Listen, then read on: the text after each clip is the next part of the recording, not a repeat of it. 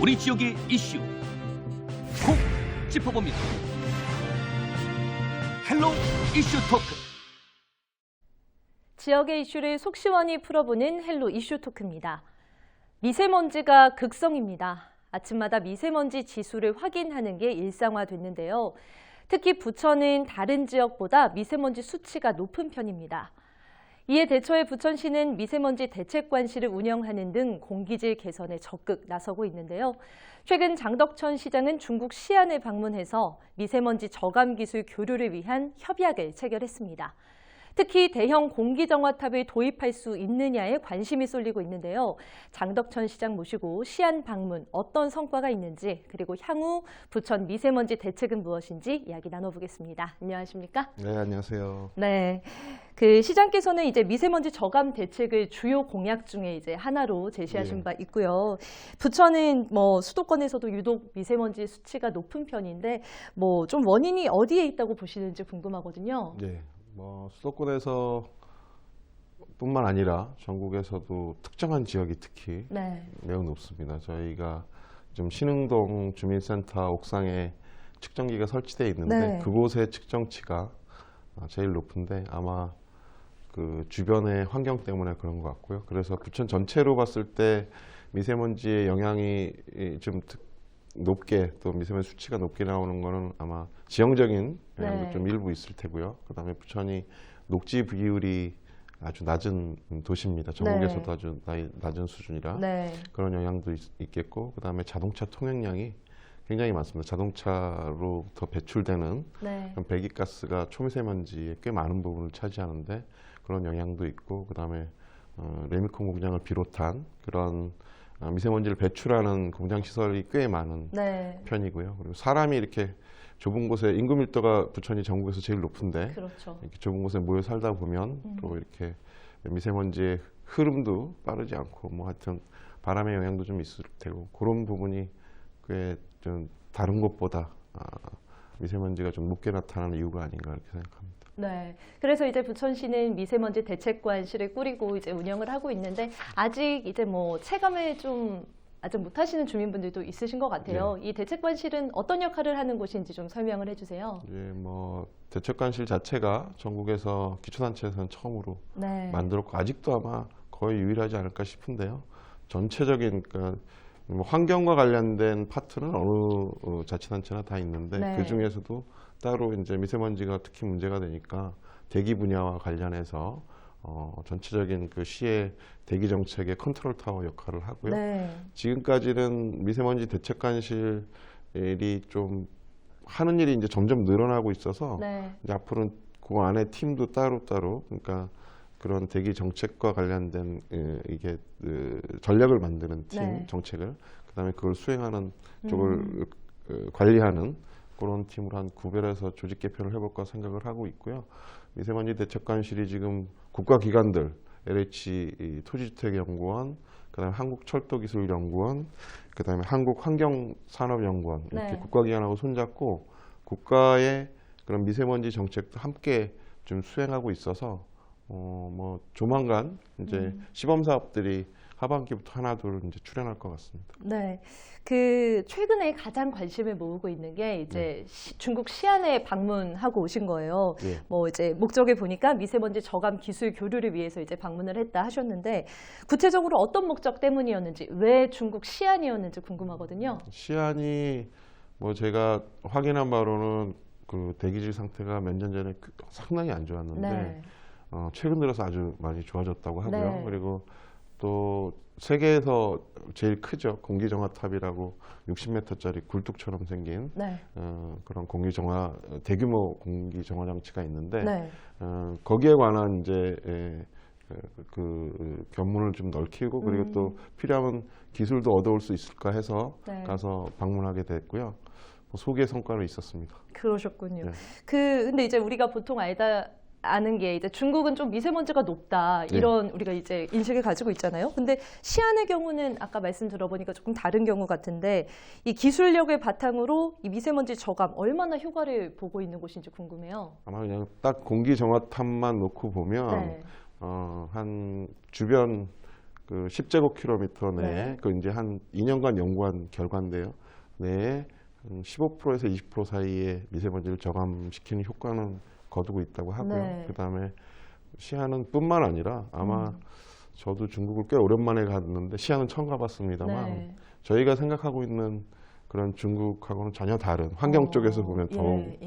그러니까 뭐 대도시 도심이 아주 1200만 인구인데 땅도 꽤 넓거든요. 근데 도심이 우리 부천보다 높은 빌딩들로 대부분 네. 지금 재건축이 됐고 이미 되고 있고 그다음에 이 환경 정책도 봐도 그런 공기청하탑뿐만 아니라 거기에 노선 버스가 7,300대가 있는데 전기 버스 아니면 천연가스 버스가 100%입니다. 네. 그러니까 우리보다 지금 그런 부분에서 앞서 있고 택시나 승용차들도 전기차 또는 뭐 천연가스 뭐 또는 그 알코올 아니 제가 지금 에탄올 네. 예, 그걸 사용하는 자동차들이라 그걸로 인해서 대기 환경 질이 많이 개선됐다고 하고요.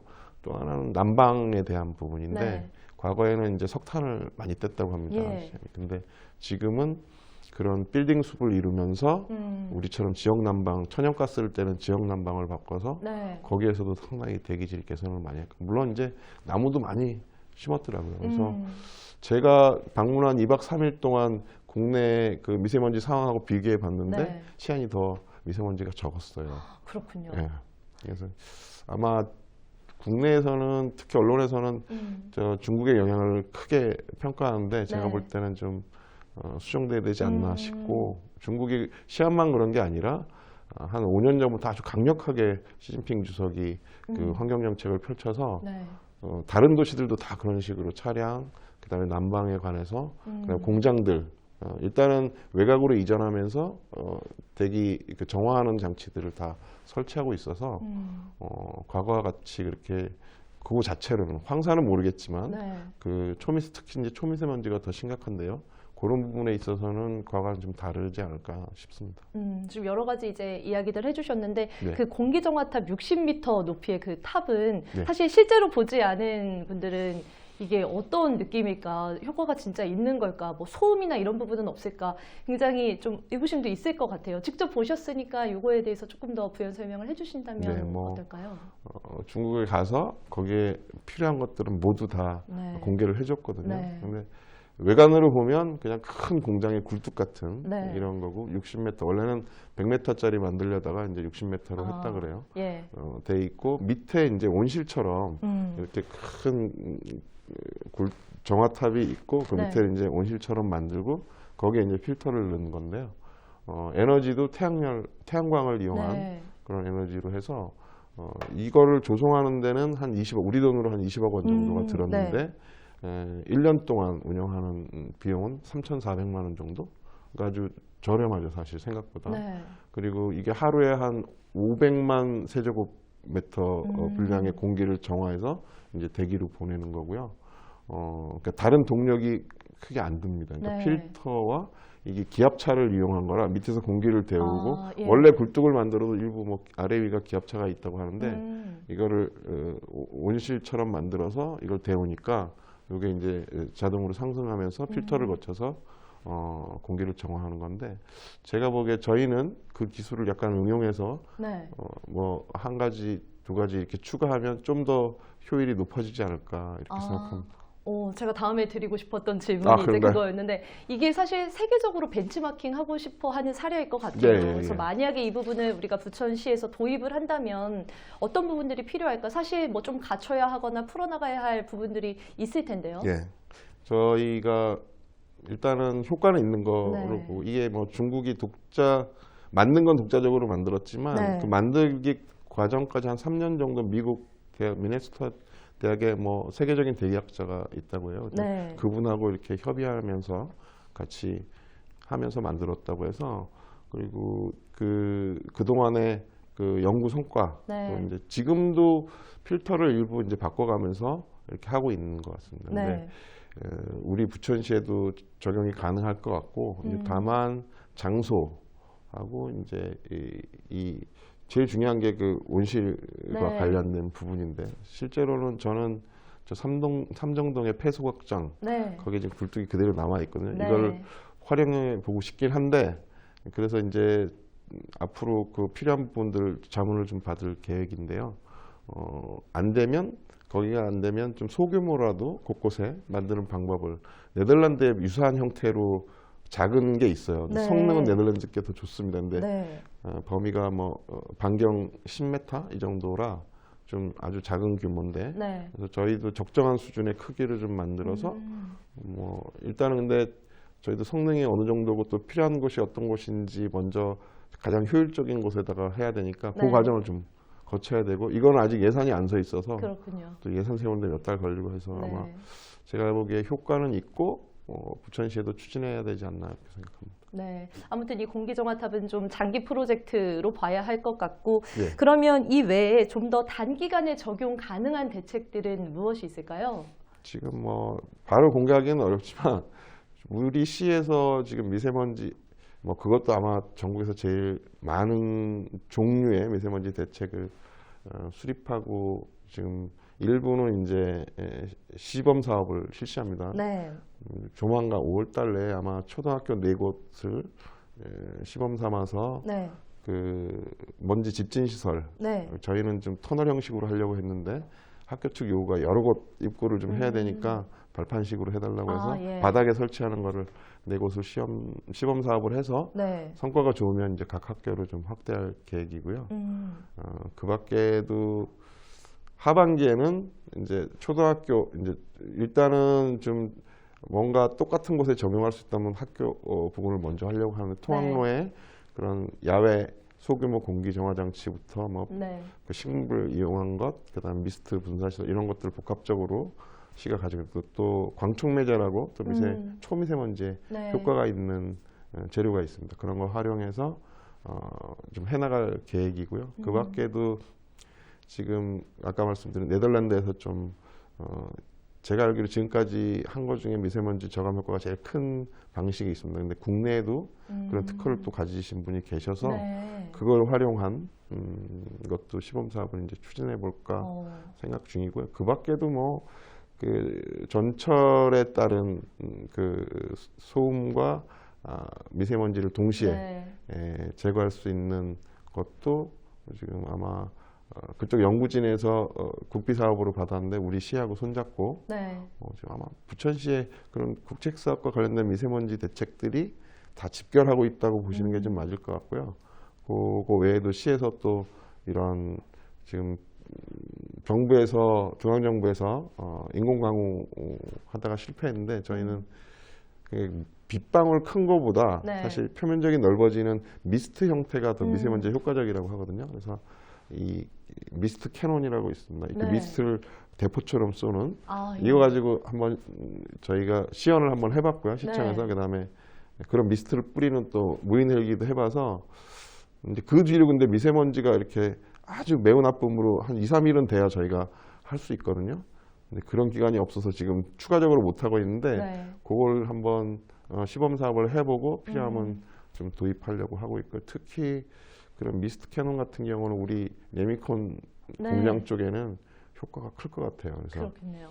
각종 아주 뭐 식물을 활용한 것, 그다음에 아까 말씀드린 광촉매제를 활용한 것, 그다음에 아까 효과가 좀 큰 게 양이온을 활용하면 그 미세먼지 포집 장치거든요. 그런 것들 하여튼 국내외에서 미세먼지 제거에 효과가 있는 거는 전부 다 검토하고 있습니다. 그래서 이제 뭐 시기에 따라서 또는 예산 상황에 따라서 조금씩 순서는 달리하겠지만 저희가 국토부가 하던 스마트 그 미세먼지 특화 단지로 선정돼서 지금 수십억 원 국비 받아서 지금 시내 곳곳에 데이터를 축적하고 있습니다. 그래서 그게 나오면 그곳 지역의 특성에 맞는 그런 미세먼지 대책을 시범 사업으로 바로바로 실시할 거고요. 그래서 예를 들어서 그렇습니다. 하나가 지금 버스 정류장에 다른 도시에서도 일부 뭐 버스 정류장을 미세먼지 저감할 수 있는 그런 쉘터로 만들고 있는데 저희 시에는 그거보다는 좀 진화된 방식의 검증 가능한 방식으로 좀 해서 실제로 버스 정류장이 되게 중요합니다. 이 다른 곳보다 도로의 미세먼지가 농도가 높고요. 그다음에 도로 중에서도 버스 정류장이 30% 정도 높습니다. 일반 도로보다. 그래서 그런데 사람이 많이 모이는 곳, 미세먼지 농도가 높은 곳, 그런데 맞는 대책들을 지금 이렇게 뭐 계략적으로 수립은 해놨고요. 이걸 이제 데이터를 좀 가지고 분석을 해서 여기다 이걸 적용하고 여기다 이걸 적용하고 이제 이걸 찾는 과정에 있습니다. 지금. 네, 이런 사업들을 이제 시도를 하고 이제 뭐 이제 시작을 하다 보면 예. 어느 정도 이제 저감 효과가 나타나긴 할 텐데 어느 정도 수준으로 좀 줄어들 거다 이렇게 예측하고 계신 게 있을까요? 그 뭐 저희가 아직 실증 작업들을 하질 않았기 때문에 네. 뭐 미세하나마 다 효과는 있을 거고요. 외국에서 이제 일부 진행된 것들도 있고요. 네. 중국도 아까 말씀드렸지만 이미 아까 대양 공기 정화탄 말고 네. 그 연구진들이 따로 이제 공원의 소형 가로등을 이용한 소형 공기 정화 장치들을 네. 활용하고 있어요 이미. 그쪽도 실험 중입니다. 그래서 네. 저희도 국내 연구진들이 이미 그런 것들을 하고 있었거든요. 그걸 이제 부천에 도입해서 해야 되는데 지금 이건 뭐 과학적으로 의미 있게 되려면 장기간의 그런 연구 성과들을 이렇게 쭉 비교 분석을 해야 되는데 그 네. 과정을 아직 안 거쳤기 때문에 저희가 시범 사업하면서 이제 그 과정을 거쳐야 되는 거죠. 그렇군요. 그것을 하기 위해서 이제 기초적으로 분석을 하고 있습니다. 네. 제가 좀 답답했던 게 중국 같은 경우는 한 20여 년 전부터 미세먼지에 관련된 연구를 하면서 각종 데이터를 다 축적을 해놨더라고요. 네. 우리 보면은 사실은 이 지상에 이제 제일 중요시하는 게 사람들이 생활하는 그 지상의 미세먼지겠지만 네. 여기에 영향을 미치는 요소들은 뭐 저 상공에도 있을 수 있고 이게 쭉 그런 연구 데이터가 있어야 되는데 네. 국내에 없습니다. 그래서 저희도 그런 거와 관련된 것도 도입을 하려고 그래요. 측정을 곳곳의 특성에 맞게 또 공중에도 좀 다 해야 되는데 그 기초가 안 되면 제대로 된 대책을 좀 진행하기가 어렵죠. 그래서 그런 걸 해가면서 그러니까 아직 이게 이만큼 뭐 몇 프로 제거한다 이런 거에 대한 정확한 데이터는 지금 없는 거죠. 저희도.